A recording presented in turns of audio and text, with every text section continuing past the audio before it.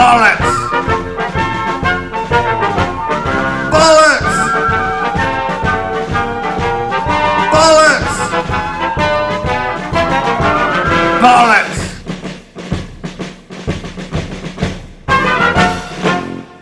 Hello, welcome to all our chums out there, to Toyah and Robert, your deeply unqualified agony aunts, ready to shovel you a pile of useless answers to only a few of your very many burning questions. I did my Toyah at home this morning and I had two questions on it that I just felt I had to ask you as well.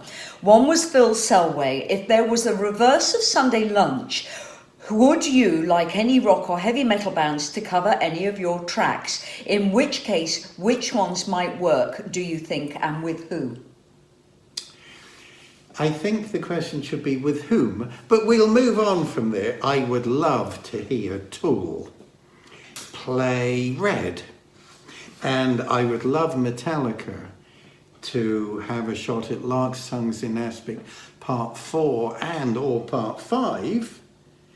And I would love, and this is not quite a metal artist, Judy Collins to perform Cadence and Cascade, 1970, from In the Wake of Poseidon. Well, I would like Alice Cooper to cover The Last Goodbye of Sheep Farming in Barnet. I'd love Pink to cover I Want to Be Free, Lady Gaga to cover Thunder in the Mountains, and Iron Maiden to cover Good Morning Universe. Now, I know they're not all rock artists, but I come from kind of post-punk in a way, so I think those are artists that suit those songs. But with King Crimson, let's take this further. I would love Will Ferrell to cover Epitaph, and I'd love Melissa McCarthy to cover Islands. Wow. Well, they're both comedians, and they would both give it a kind of another theme, as it were. I think that's true. So talking of Sunday lunch, we want to explain something to you called pre-echo, because on our last couple of Sunday lunches, we have done the Stones' Satisfaction, we've done Hawkwind's Silver Machine, and we did Iron Maiden's Number of the Beast. When we did these, we did them because we just instinctively liked the songs and wanted to perform them. But coincidentally, a couple of days later, all these acts appeared in the press for various reasons. Now, tomorrow's Sunday lunch, when you see it, you'll think, oh, have you done that because of someone who's been in the press this week?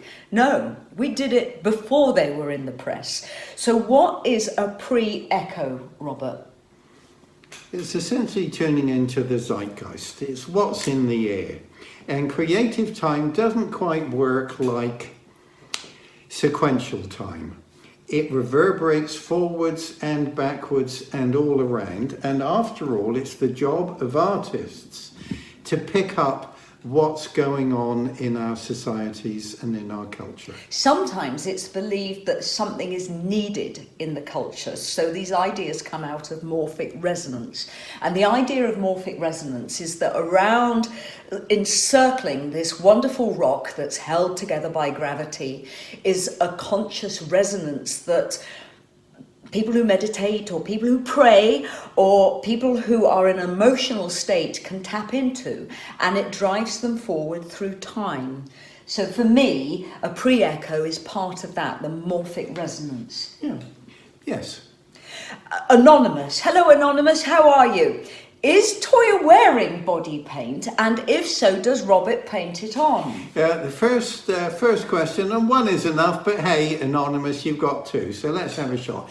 Yes, Toyah is wearing body paint, and two, Robert would love to apply it, but lacks the talent. Now, I do it in the mirror, and it's very messy and very difficult, and no matter how delicate and artistic I try to be, when you're painting yourself through a mirror image, you're going to make mistakes. So I just go for bright colours and just try to get it in one place at the same time. Lindy Andy Dixon, maybe it's time for Robert to have body paint. Oh, yes, love it. I think you're under a hot idea there, Lindy. I would paint Munch's Scream on him, or an Isha Staircase, just going round the body. I think that would be fantastic. Or the King Crimson Screaming Face.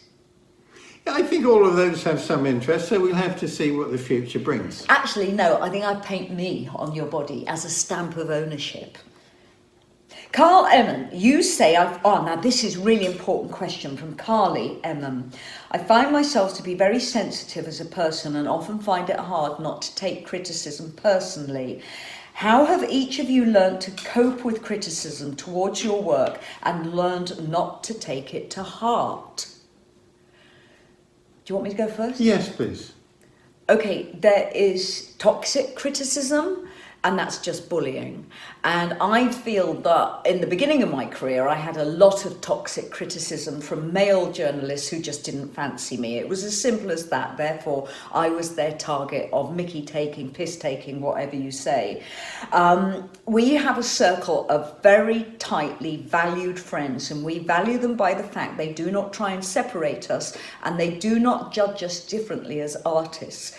We can count them on 4 fingers, and we only listen to their criticism. Now, the thing about criticism, Carly, is how we grow, but there's also a way of making culture stagnant by negative criticism, by halting an artist or changing an artist's confidence and self point of view.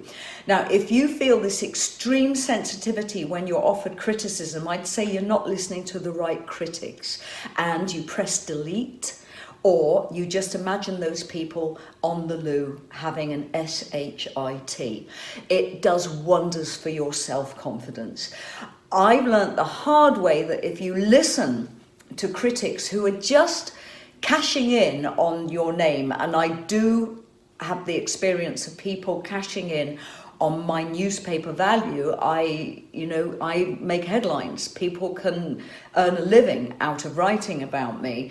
And if they're doing it by being bitchy or destroying my hard work, then I have actually turned up and met them face to face.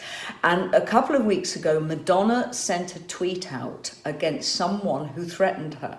And Madonna said in this tweet, "Come and say this to my face." And I have so much respect for Madonna to say that.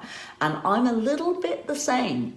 If someone says something that damages my name, my work, my personal safety, I will do everything I can to meet them face to face.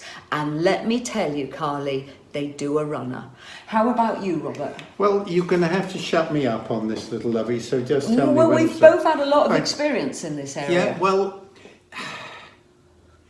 where to begin? Well, in terms of meeting the people that criticise you, following on from my little lovey, I was introduced to Robert Christgau at the Village Voice offices by his editor M. Mark, I believe in 1978, and she introduced us as Robert, this is, pointing to Robert Fripp, this is the man you've characterised in print as a jerk. Wow. So anyway, there we are. So, in terms of reading criticism, if you're going to read it, in my view, you read it all or you read nothing. And 50 years, 51, 52 years of this suggests that the good and the bad tends to cancel itself mostly out with a very small amount in between that you would pay for this advice. Critics usually, well, anyone who commentates on others tends to draw attention to what they know most deeply in themselves. So if someone is saying very, very nasty things about me, it tends to be that these are nasty characteristics of them.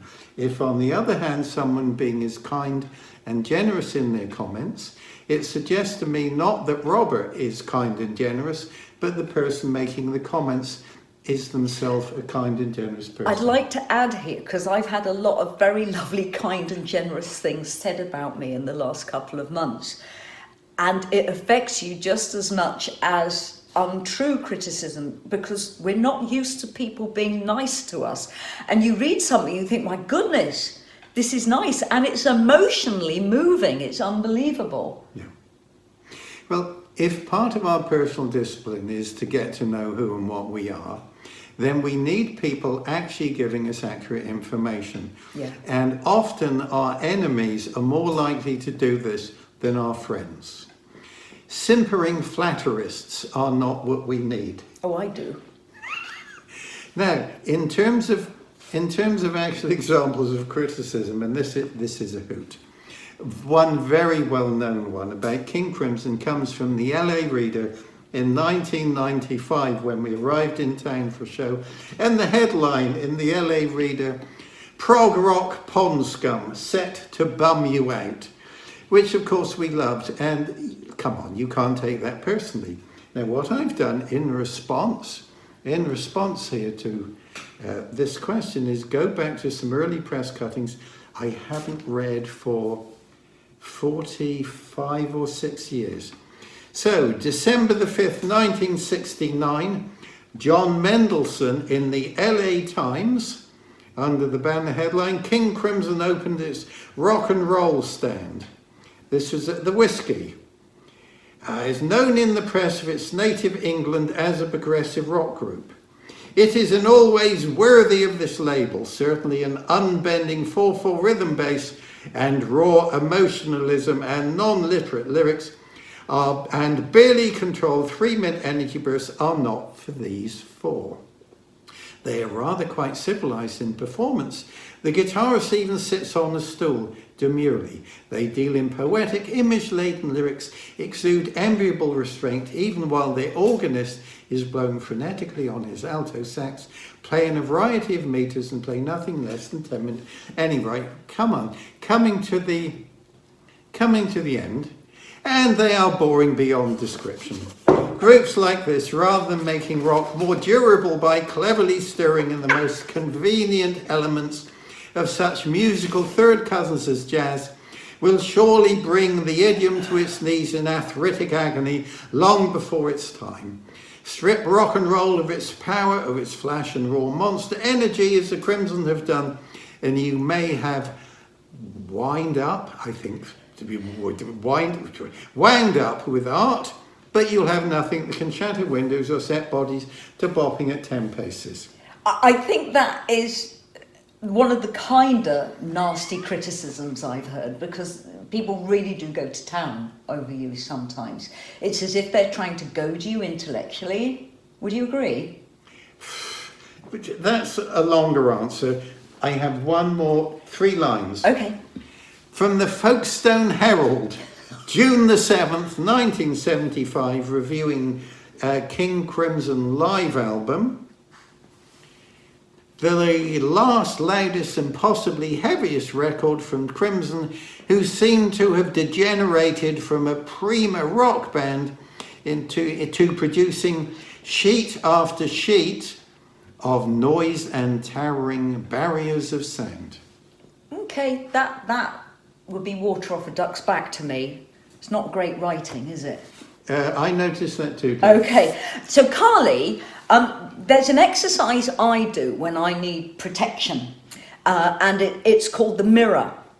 And when you're with someone who's toxic, you just imagine there's a mirror in front of you reflecting the toxicity back to them. Another one you can do is the veil of invisibility, which we were taught to do because obviously we attract an awful lot of attention and you have to protect yourself from certain energies. And the veil of invisibility is literally shrouding yourself in your mind, visually, in a white veil and just stopping the toxicity getting to you. It's psychologically quite like flexing your muscles. It can be really, really effective. And the last thing you can do is just do not absorb, take in, read, or give any attention to criticism whatsoever, and trust only yourself. Okay, good. Now, Craig Cooper asked me this morning if you knew the absolute and total truth of one question, what question would you ask? So just as an example, my answer was, why am I me and why do I feel the constant experience of resistance to who and what I do? What would yours be? What is required of me in the rest of my life? Yeah, that's so important. And if the answer come back, hey, you've really upset too many people with those proggy rhythms and nasty untunes, I would say, thank you. It's party time for me and tea. Yeah. I think we've talked about this, about spending the last 10 years of our life having a 10-year party. Yeah. Yeah, definitely. Graham Warwick, Rocky Horror Show, nicked the opening riff of the Time Warp. We did discuss this when we were learning it. Now, I've worked with Richard O'Brien 3 times. I've played Magenta in the anniversary performance of the Rocky Horror Show at the Royal Court Theatre in Chelsea and London. I also was in a movie with him called Jubilee, and I played his sister in a production of Snow White in 2004. Milton Keynes. So I know Richard really well, and he's wonderful to work with, but when we learnt Hawkwind's Silver Machine, we both turned to each other and said, this is the Time Warp. Would you agree? I'm sure that great minds resonate sympathetically. Elizabeth Moore, who is Sidney Jake? Well, I don't know, but this character knocked on the door and said, can I have guitar lessons? So I said, yes. May I say, please, no one else knock on the door and ask for guitar lessons. You can go to Sidney Jake for lessons. Well, the thing is, we've never seen Sidney Jake. We don't actually know who he is, but he is our most trusted confidant and critic. He is almost half Robert's age. He's a good 22 years younger than me. His feet are firmly in the rock business, and we absolutely trust his judgment. He's been a very rewarding relationship for us. Michael Edwards, is that white Les Paul that Sidney plays, is it Robert's? No, it's Sidney's. It's actually not a Les Paul.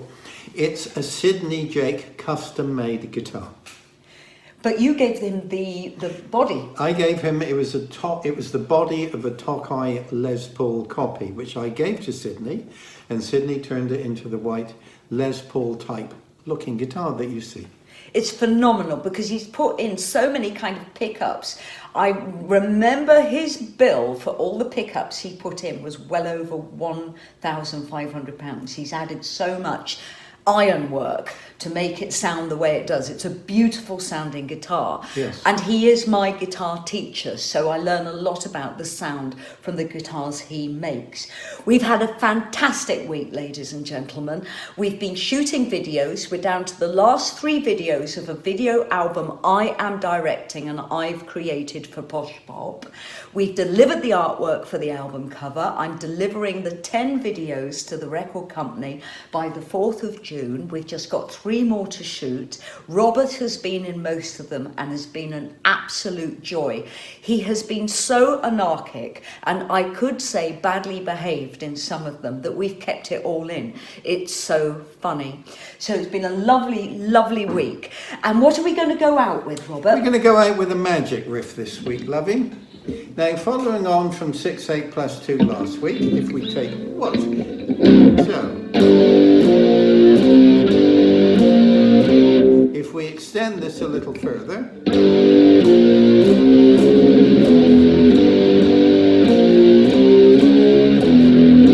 there we have a 2-bar riff in 6/8 + 2. Now, to quote a very good player, let's hip this up a bit, dig. If we extend this a little, we might go.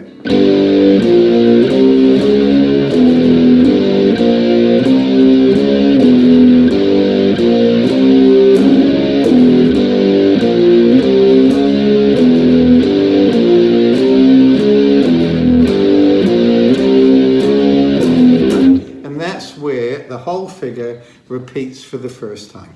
So you got that absolutely spot on. Just for the audiences out there, could we have one magic word? Bollocks.